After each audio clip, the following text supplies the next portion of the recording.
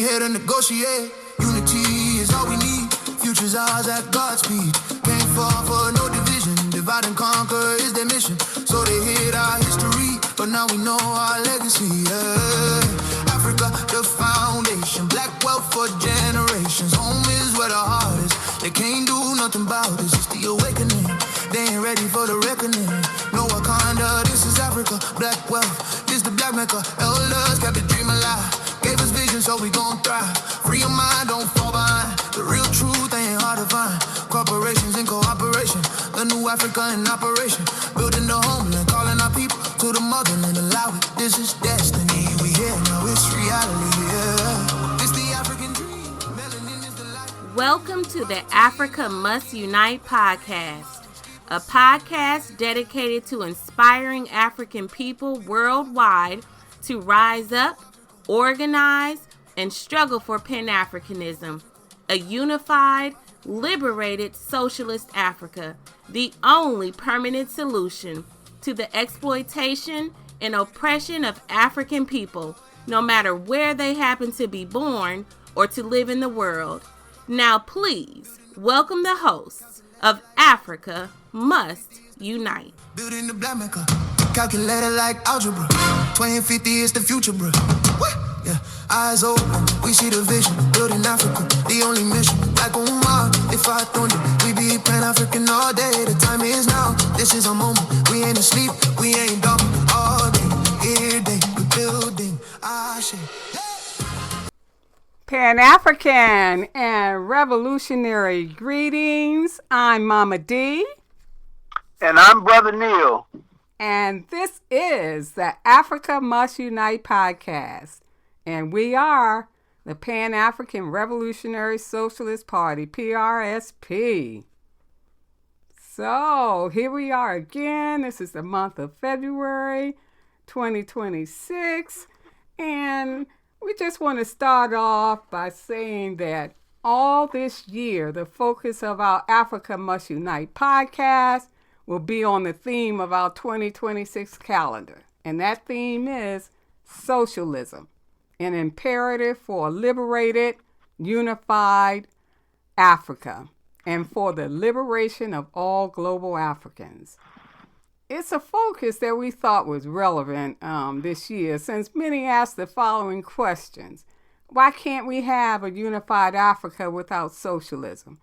And others ask, why can't we have socialism within each of the 54 individual countries in Africa and not have to unify?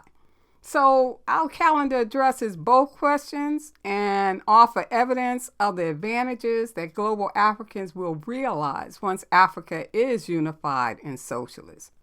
Examples abound, including food security, guaranteed quality housing, guaranteed health care, an education system designed as a tool for liberation, not a commodity reserved for the privileged. It includes the benefits that will be realized for workers, women, youth, and for the global exploited and oppressed. So we really hope that you will listen in to these podcasts all throughout this year, 2026. But as usual, we always start with important dates in the history of African people and other progressive people. And yeah, Mama D, it's always hard for me to do this part because when you look at our calendar, every date in each month has something important happening. So we try to boil it down to just a handful. So I'm going to give it my best try to boil it down to just this handful.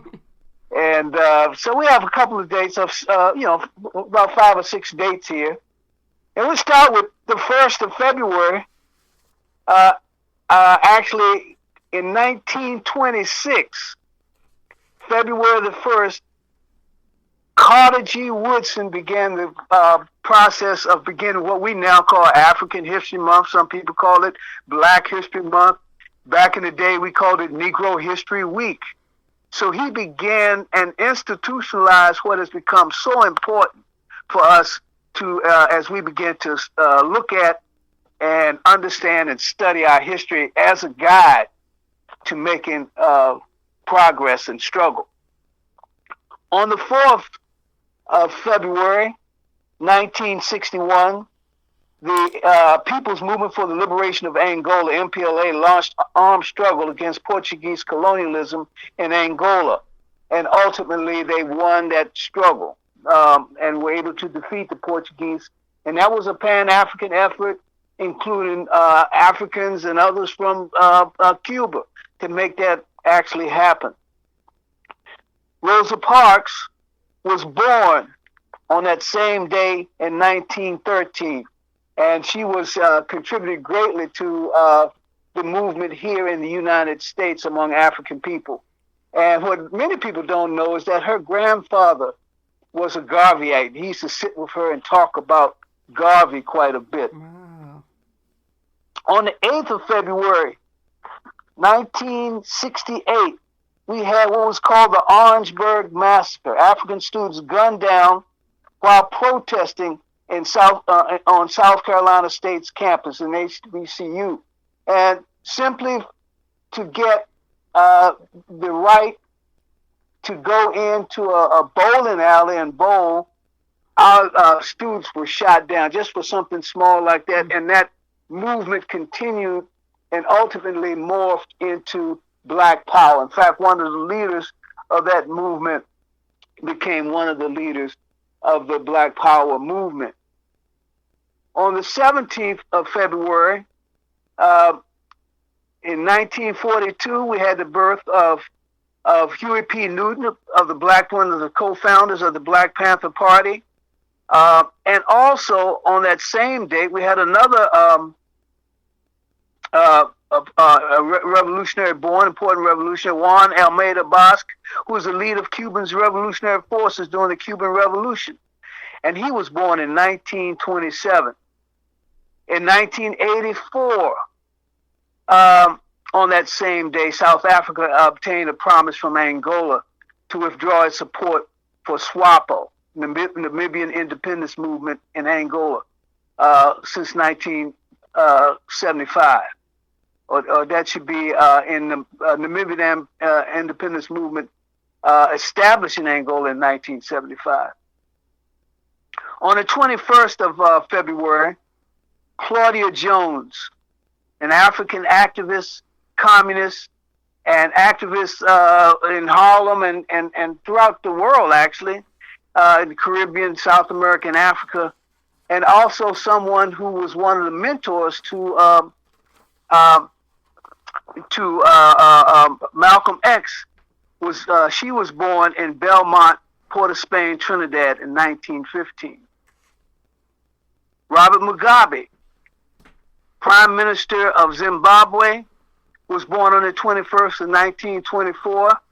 And not only he was the Prime Minister of Zimbabwe, but he was active in the struggle for Zimbabwean independence. And on this day, we celebrate, or we recognize what many people call African Martyrs Day. And it's named after the martyrdom or the assassination of that revolutionary African leader, Malcolm X, who was assassinated on that date, the 21st in 1965. And so on this day, we kind of try to memorialize many of our people who have fought and died in the struggle for African liberation. No, that's right. And lastly, we want to leave what appears to be a kind of a setback, but it wasn't really a setback. On the 24th, imperialist powers, led by the CIA of the United States, overthrew the revolutionary Pan-Africanist government of Kwame Nkrumah in 1966, February the 24th. However, Nkrumah did not give up the struggle, did not go and hide, and he was aided in that by his brother in the struggle, Ahmed Sékou Touré in Guinea, who brought him to Guinea and made him the co-president of Guinea, and he was able to continue that revolutionary struggle, both ideologically and organizationally, and throughout the African world, we're beginning to see the fruition of his work and the work of people like Secretary and others. But his leading work ideologically, theoretically, and practically, every day more and more we're seeing that coming to fruition. So this month of February, one of the shortest months of the year, I guess the shortest month of the year, is packed full It's of our people's struggle. It's a powerful month, I'm telling you. And all those people that you mentioned, it's just the contribution that they made is just phenomenal. And as you said, in terms of Osagyefo, Dr. Kwame Nkrumah, you know, even more people reached out to him after the coup. These revolutionary organizations throughout Africa and throughout the world reached out to him. So, you know, you're right in saying it seems a setback, but I'm telling you, he was a powerful force until he died. And on his deathbed, he was still talking about, in the introduction to Revolutionary Path, talking about how he can contribute to the African Revolution. So, oh man, you highlighted some beautiful, beautiful people, warriors for us. I guess the next thing is to say our focus this month, February 2026, is this: why Pan-Africanism is the solution. And we want to start by just writing what we wrote in our calendar. And as Neil always lets us know, you can contact us if you still want this calendar. I mean, we're going to begin to send out an online calendar, and you can receive that, and we'll give you our address that you can contact us on, Pan-African RSP at gmail.com. So we're going to repeat that, but let me just read what we said in terms of our focus this month, why Pan-Africanism is the solution. It starts like this: worldwide socialism leading to worldwide communism will ultimately help cure the problems experienced by people around the world as a result of the genocidal impact of capitalism in all of its manifestations, including neocolonialism and imperialism.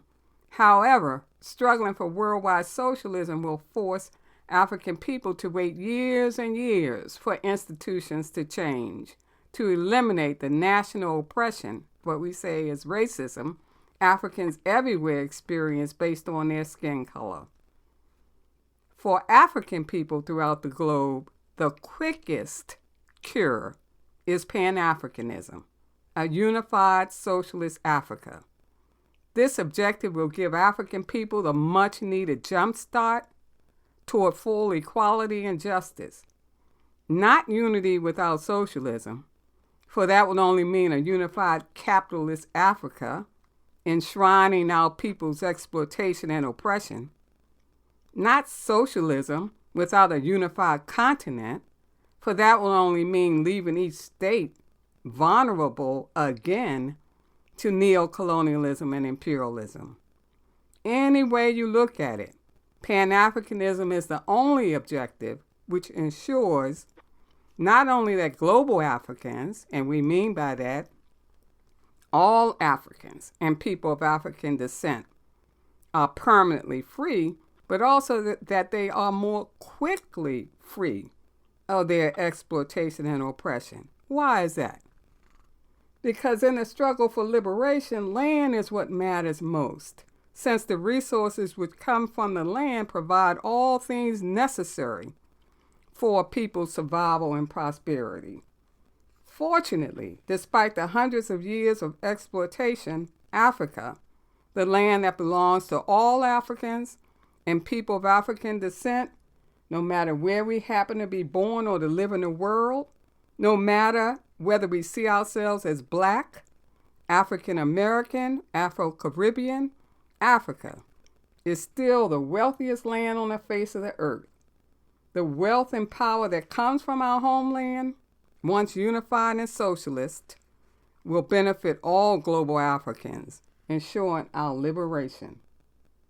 This is why we, in the Pan-African Revolutionary Socialist Party, are convinced that a unified socialist Africa is not only possible, it's coming. So, Neil, Yep. that's what we wrote for our February calendar piece. Oh yeah, that's a strong statement and right to the point. Why Pan-Africanism is the solution. Now, before we even begin to discuss why Pan-Africanism is the solution for global Africans, Mama D, can you describe the nature of our enemy today? Yes. We all feeling it. Today's capitalist economic system is vulturistic, Neil, it's fascist, and it's being fully unveiled for all global Africans to see, and all the struggling masses worldwide to see. It has no regard for the exploited and oppressed. And this type of capitalism is not the result of its strength, it's the result of its weakness. Its unveiling is not what it desires, it's the position, we believe, that it must take because the people have forced it to unveil. And with its mask removed, it must use tactics, all kinds of tactics to attempt to preserve its hegemony, to divide and conquer, to delay the revolution that is approaching. And these tactics, Neil, we witness today. Spreading hatred and lies, distortion, exclusion, traumatizing people, causing division, suppression, imprisonment, murder. It can go on in terms of the capitalist tactics against the people today. But such tactics only delay. They don't halt our people's forward motion. They don't halt the inevitable revolution. As we know, Neil, there's positive and negative in everything. And the positive impact of these reactionary tactics is to unite us against our enemy. That's what we are forced to do. And it's the quantitative buildup of the people, our people unified, that's going to lead to a qualitative change, the revolution, the overthrow of capitalism, the building of socialism, the building of a unified socialist Africa. It's just, and we've talked about this before, it's just unfortunate that the time that it takes to unify and overthrow capitalism makes possible the worsening of the lives of those who suffer from it. Yet, as our history documents, there's no other alternative. This is it. This is the only forward motion that is available for us, as our history documents, that we go through this suffering, the worsening of conditions for our people. But what it does is to help us to unify. And that's what it's doing. It's helping us to unify, helping us to make motion to overthrow capitalism, to build a unified socialist Africa. Now, Neil, I have something I want to ask. It seems that it's imperative for us to say something about the current reality of global Africans.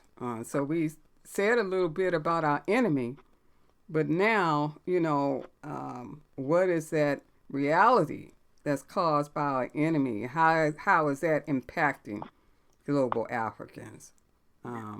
So both the nature of our enemy today and the current reality of global Africans will prove helpful in our discussion on why Pan-Africanism is the solution. So hopefully you share, your knowledge about the current reality of global Africans. Yeah, and I just want to, Mama D, I just want to add one thing before we talk about that. I want to read just something from this guy by the name of Gabriel Rockhill.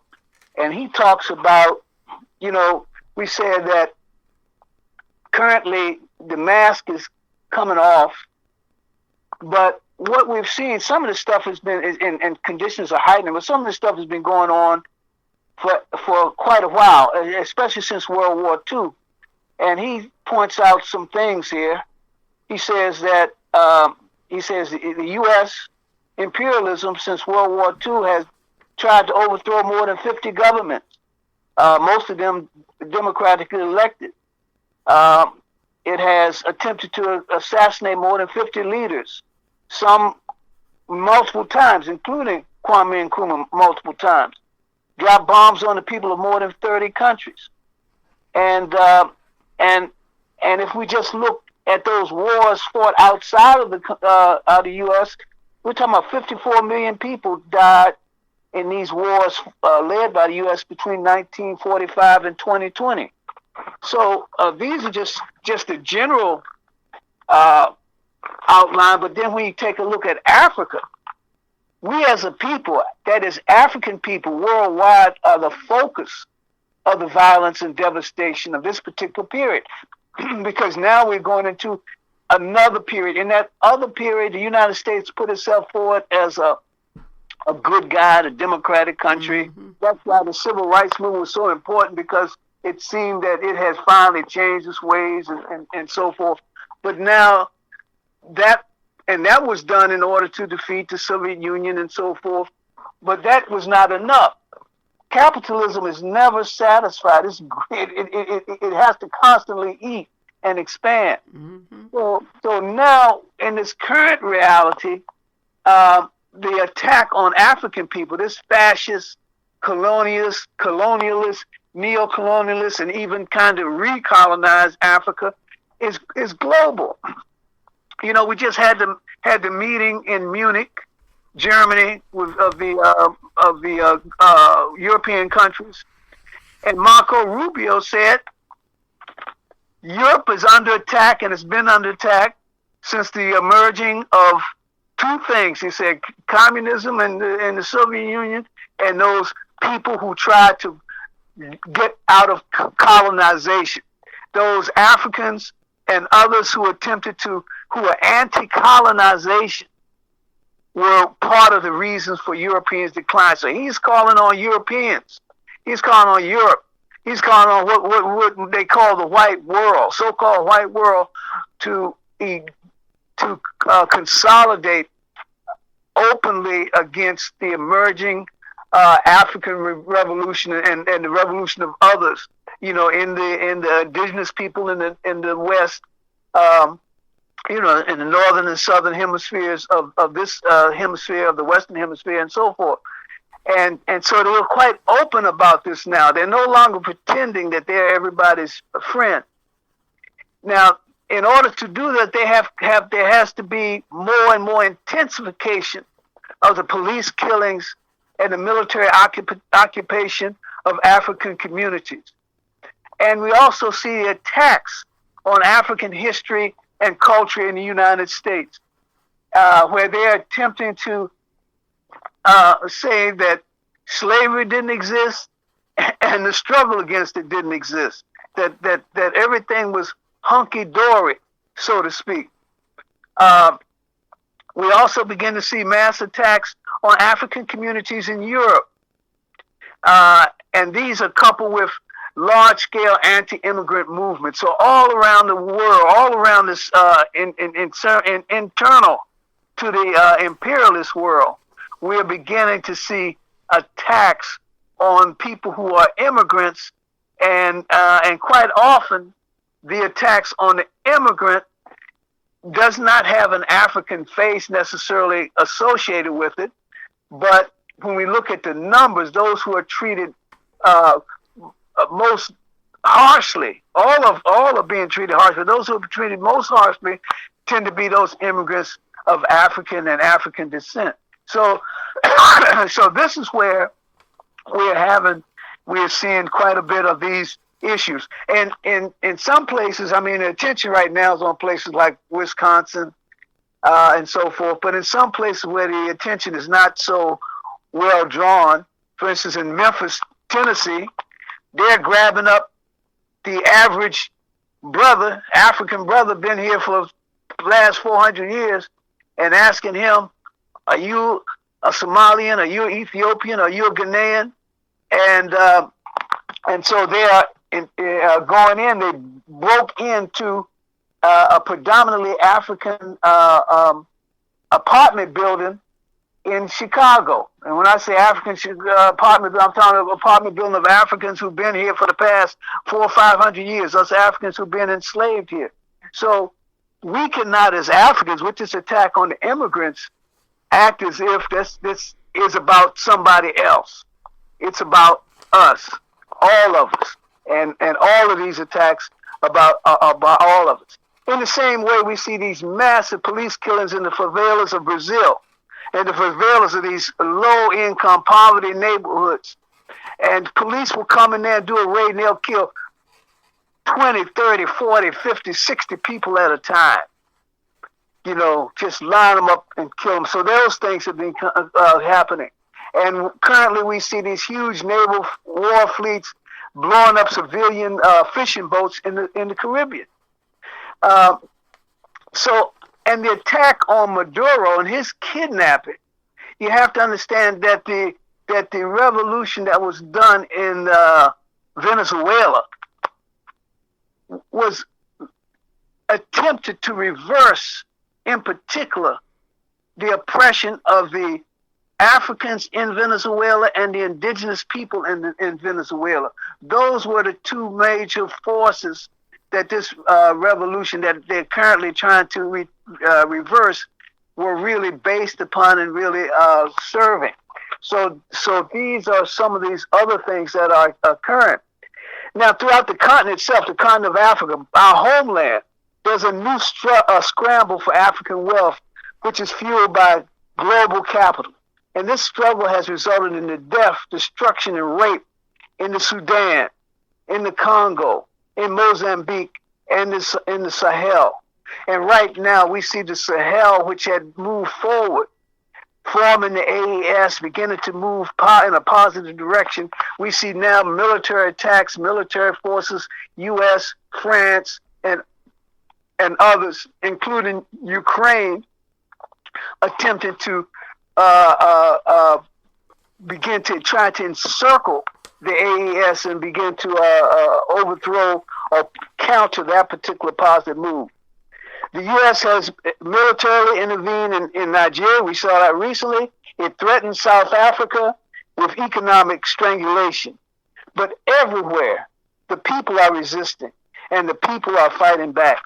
And the youth in particular, all over the African world, especially we see them in East Africa, in Kenya, and in Uganda. We see them in the Congo. We see them in West Africa, in Ghana, and throughout the AES countries.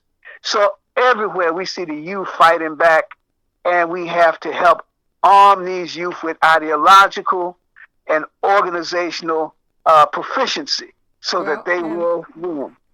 And those are some real good points. And we know, and we've been saying, you know, one of the things that's going to help intensify and organize our youth is their inability to escape now and come to the Western world, you know, just their denial. You know, all the African countries that are on the list can't even come into the U.S. And that's going to make them, we'll talk about that a little later, force them to look at their own land and the neo-colonial puppets sitting on them. And that's going to help them, you know, to organize, because it intensifies that whole struggle. But I wanted to mention something about Rubio. We understand very clearly why Rubio is saying what he's saying. And he's right to be saying it if he's trying to ensure, you know, the longevity of capitalism and imperialism, because Africa is the land that is central to their future survival and wealth. So, you know, if you see in Africa and people like us talking about Africa got to unify and become socialist, that's a problem. So he's going to stand up and say what he's going to say. But and that means that we have to make sure that we are intensifying our struggle too. I was going to say something about history points the way, and we know about that in terms of the intensification of exploitation and oppression and what that means in terms of our unifying more, you know, intensely as well.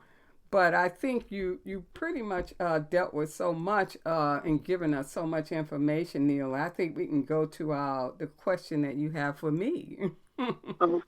Well, some of our people talk about unity without socialism, and others talk about socialism without unity.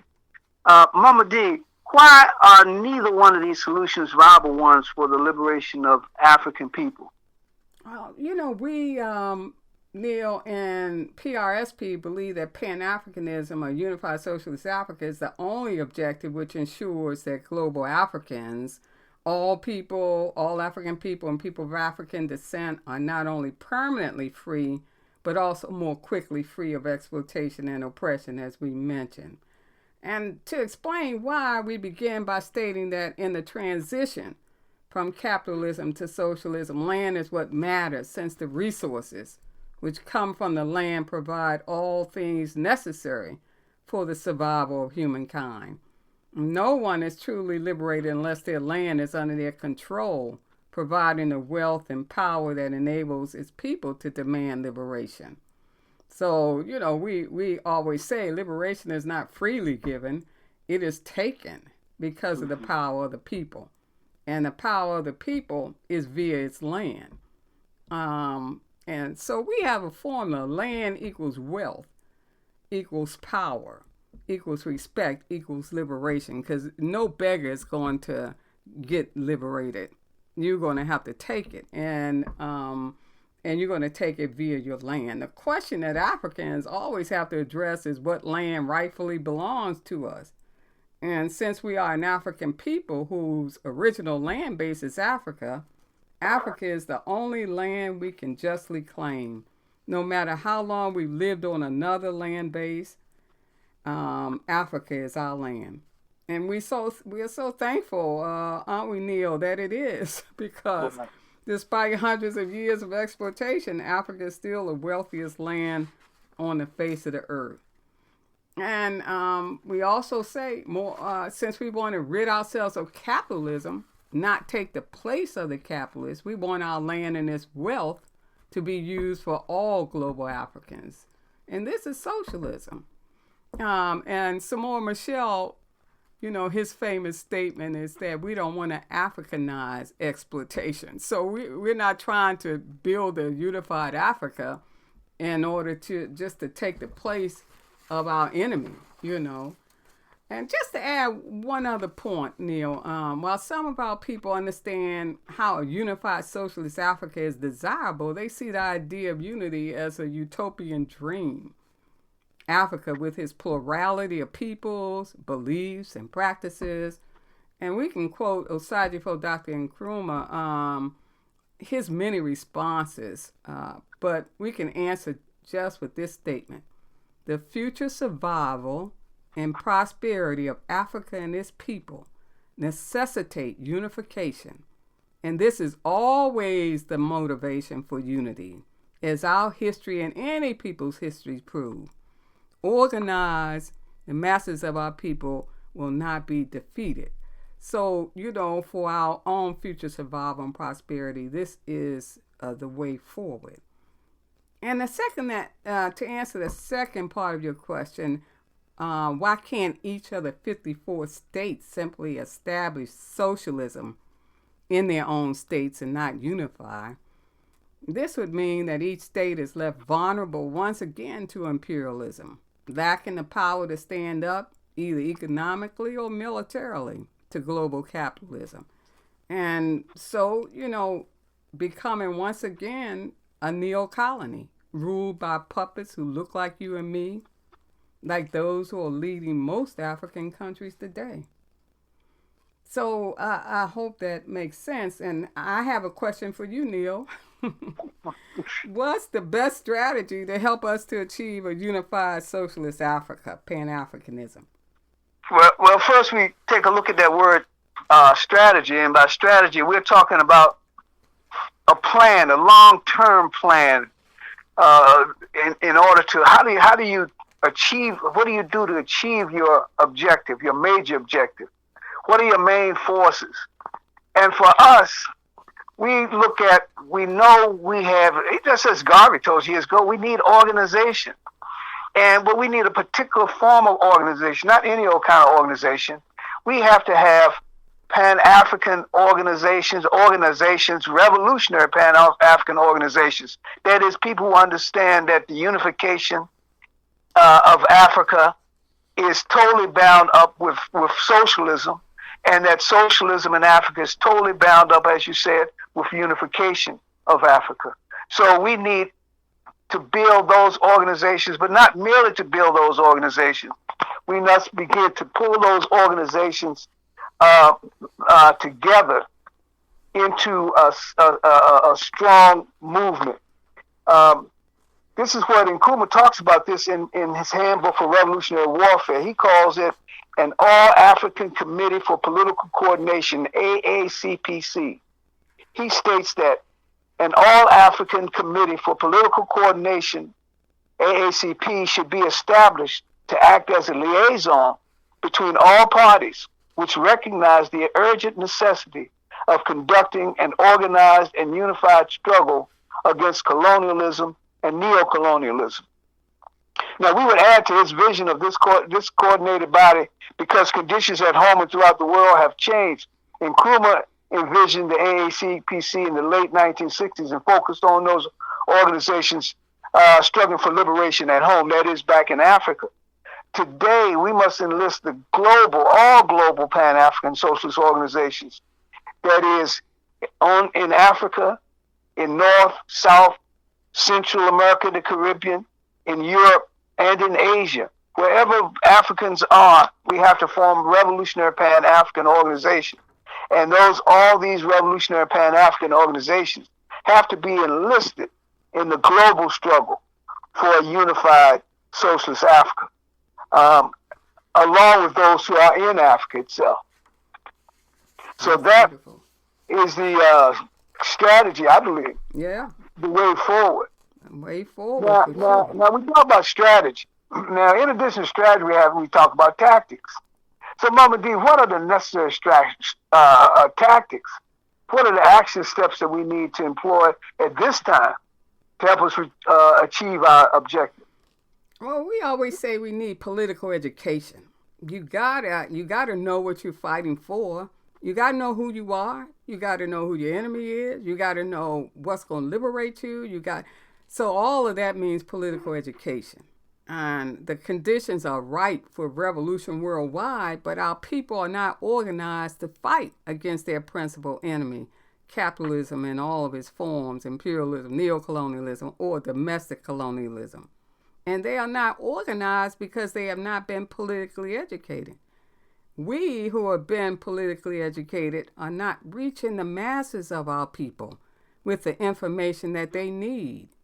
Seeds must be sowed, we always said, SOWED, among our people. But most of the exchange of information from we who know about our enemy is an exchange too often between only we who already know. How do we know that? Because our people are unorganized. That's how we know. Our people are killing one another. That's how we know. Our people do not see the relationship between them and other exploited and oppressed people, like Palestinians. Our people don't know who their enemy is. So many of us don't see ourselves as African. Our identities are unfortunately not based on our ancestral land base, but it's based on where we happen to be born in the world. So when Trump calls Somalians scum, we think, oh, it has nothing to do with Africans born in the U.S., even though we look the same. So massive political education is needed throughout the African world. And this political education can take two forms. Either political education leading to armed struggle, because you're going to have to take your liberation, or armed struggle leading to political education. We always say which one is chosen depends on where our people happen to live in the world. At home, in Africa, progressive or revolutionary coups are inevitable and justifiable when the enemy and his puppets create a climate that becomes unbearable for the forward motion of our people, as it is now in many African states. The coup itself becomes the political education that our people at home need, teaching them the strategy and tactics necessary to liberate themselves, teaching them that the masses are the makers of history. But now we who live in the diaspora, where in many places we are not only disorganized, but quantitatively in the minority and powerless, militarily, political education around questions regarding identity, enemy, objective, strategy, and tactics are not just necessary. They are fundamental. The answers to these things are fundamental to our survival and prosperity. And Neil, this is something we've begun to talk about. Another important political education tactic at this time that involves all those committed to building Pan-Africanism is the struggle of militants to live the life we are struggling to bring into existence. We have to live the socialist life.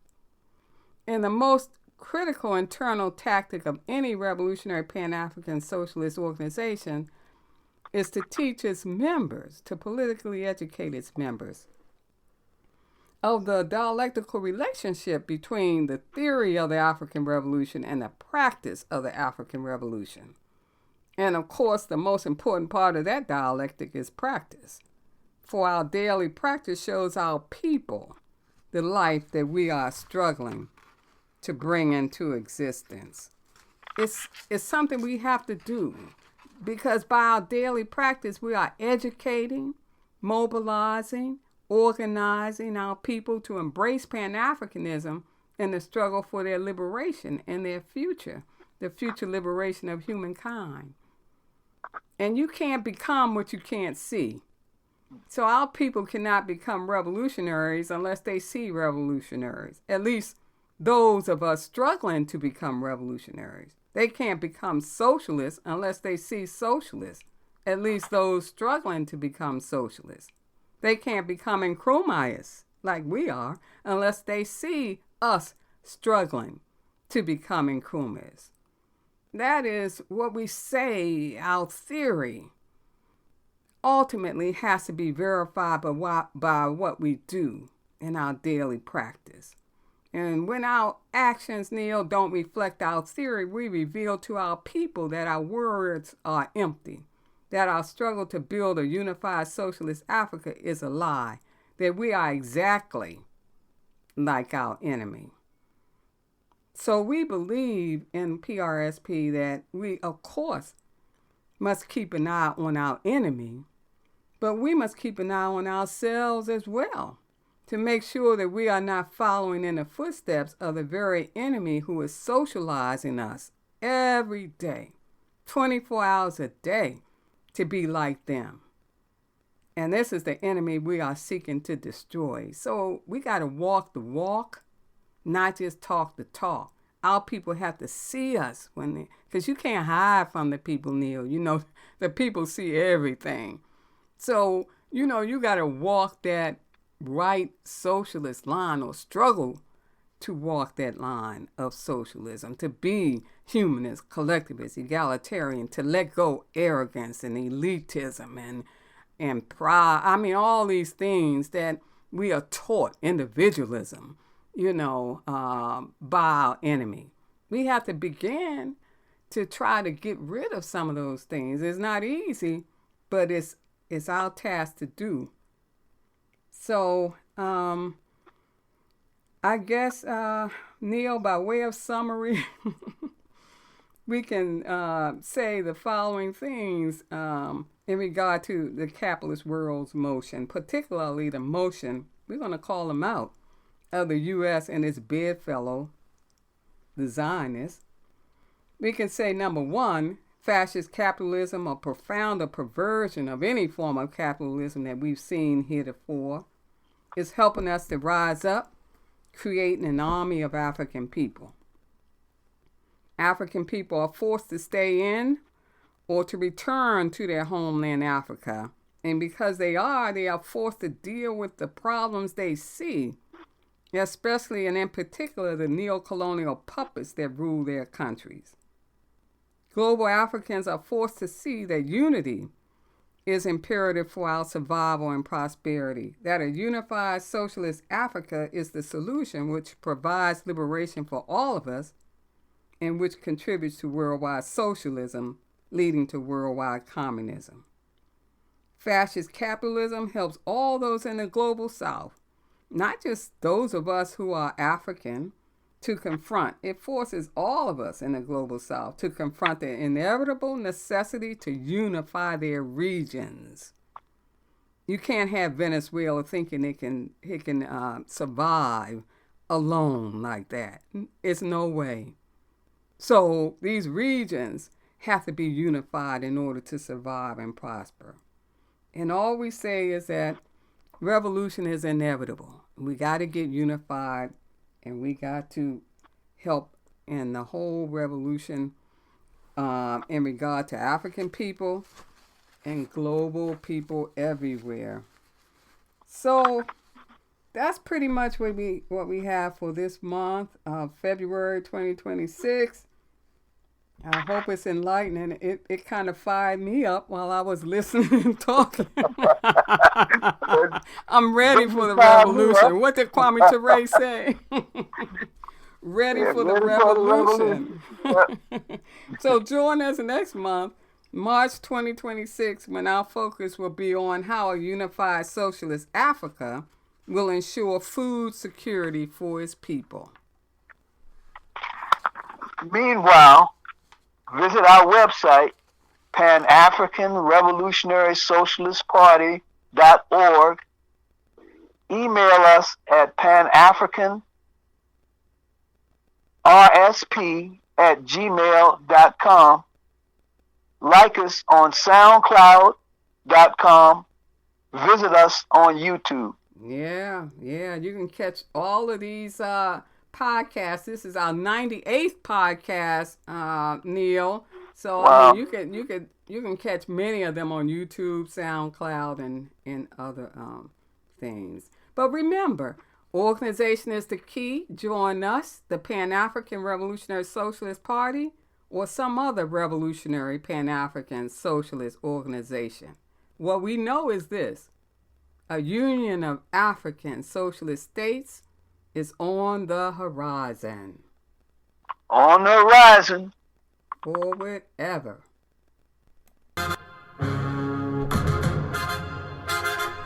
New Africa. Yeah. Africa. Pan-African lifestyle. Yeah.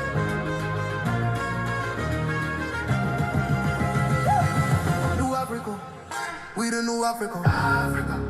New Africa. New Africa. We the new Africa. New Africa.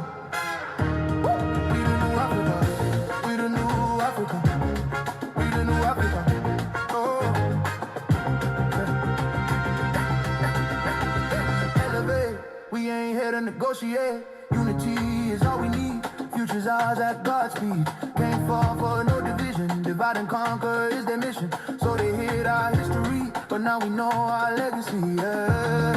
Africa, the foundation. Black wealth for generations. Home is where the heart is. They can't do nothing about this. It's the awakening. They ain't ready for the reckoning. No Wakanda, this is Africa. Black wealth, this the black Mecca. Elders kept the dream alive. Gave us vision, so we gon' thrive. Free your mind, don't fall behind. The real truth ain't hard to find. Corporations in cooperation. The new Africa in operation. Building the homeland, calling our people to the motherland. Allow it, this is destiny. We here now, it's reality. Yeah. It's the African dream. Melanin is the light. Royalty, now ain't either. Pedigree, much deeper sunlight. Feels free. New Africa, we the new Africa. New Africa. New Africa, we the new Africa. New Africa, we the new Africa. We the new Africa.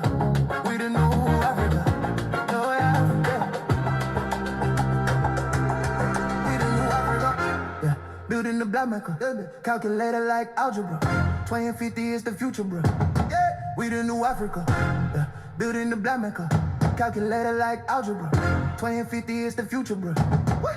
Yeah, eyes open, we see the vision. Building Africa, the only mission. Like Uma, if I thunder, we be Pan-African all day. The time is now, this is a moment. We ain't asleep, we ain't dormant. All day, every day, we building our shit. Yeah, New Africa, yeah, we the New Africa. New Africa, New Africa, we the New Africa. New Africa, Africa. We the New Africa. We the New Africa. We the New Africa. Oh yeah. Nous, la nouvelle Afrique, bâtissons la grande Afrique unique. Cas du précis comme mathématique, B de Viti, avenir prophétique. Yeah. Nous, la nouvelle Afrique, bâtissons la grande Afrique unique. Cas du précis comme mathématique, B de Viti, avenir prophétique. J'ai ouvert, la vision s'impose. Bâtir l'Afrique, c'est la note de cause. J'ai pas de jeu, en Africain toujours en feu. Yeah, yeah. L'heure est là, le moment c'est l'heure. On ne dort plus, on sort des rêves. Chaque jour, sans délai, on construit. Hacher, s'élever, pas là pour négocier. L'unité suffit pour avancer. L'avenir lancé à pleine vitesse. Rien ne freine notre noblesse de division. Leur âme ancienne, ils ont masqué notre histoire africaine. Aujourd'hui, notre héritage renaît. Nos fondations, nul ne les renie jamais. Afrique matrice et fondation, richesse noire sur génération. La terre nous réclame en effet. Racines profondes pour notre intérêt. C'est l'éveil, on se fout de ceux qui sont contre. Pas de Wakanda, l'Afrique devrait se montrer. Richesse noire, puissance et prière. C'est la nouvelle mec noire fière. Voici le rêve africain. Mélanine, rayon souverain. Royauté, essence première. Lignage ancien, force héréditaire. Sous le soleil, l'âme respire entière.